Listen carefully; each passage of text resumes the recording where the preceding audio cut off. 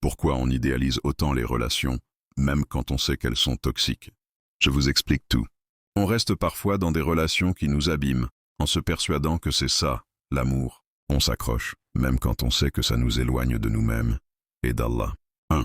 On confond souvent lien fort et dépendance. On croit que si c'est intense, c'est forcément profond. Mais parfois, c'est juste notre peur du vide, du rejet, du manque, qui s'attache à quelqu'un. Et on appelle ça de l'amour, alors que c'est juste une blessure pas soignée. 2. Quand le cœur ne connaît pas encore la douceur d'Allah, il cherche des refuges ailleurs, même dans des liens qui détruisent doucement.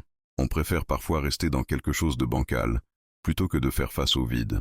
3. On pense aussi qu'on va réussir à sauver l'autre, qu'avec un peu plus d'amour, de patience, on va finir par réparer la relation.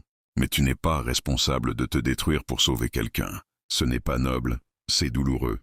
Et Allah ne te demande pas ça. 4.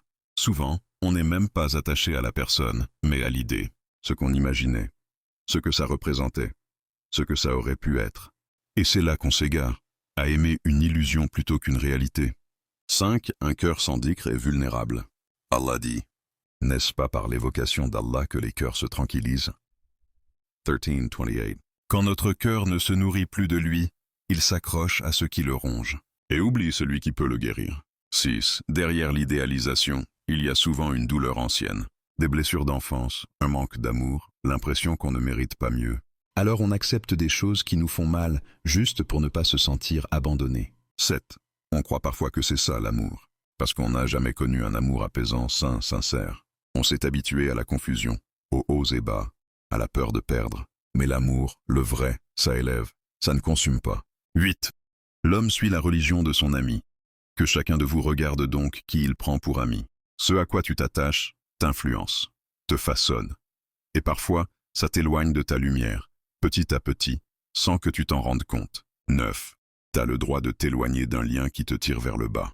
Même si tu l'as aimé, même si t'as essayé fort, même si t'avais rêvé autre chose. Choisir Allah, ce n'est jamais perdre. C'est commencer à guérir. 10.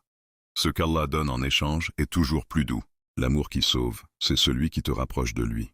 Le reste, c'est un test, une illusion, un rappel. Et tu mérites mieux que ce qui t'éloigne de ton propre apaisement. Qu'Allah nous libère de tout ce qui empoisonne nos cœurs, qu'il nous offre des relations qui nous rapprochent de lui, et qu'il nous guérisse de ce qui nous a fait croire qu'on ne méritait pas d'être aimé sainement. Amen.